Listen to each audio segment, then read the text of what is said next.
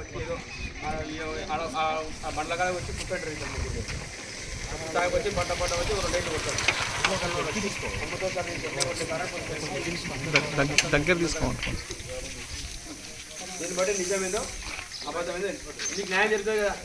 నేను చూస్తాను కరెక్ట్ అని ఇక్కడ ఉన్నటువంటి ఏదో కెమెరా ఉందో దీన్ని మా సెల్ ఫోన్ కూడా పెట్టుకోవచ్చు. ఆ తర్వాత వండేటప్పుడు అరబల్లి ఎన్ని పనులు అయినా నేను చెప్తాను. వీళ్ళకి అనిపిస్తుంది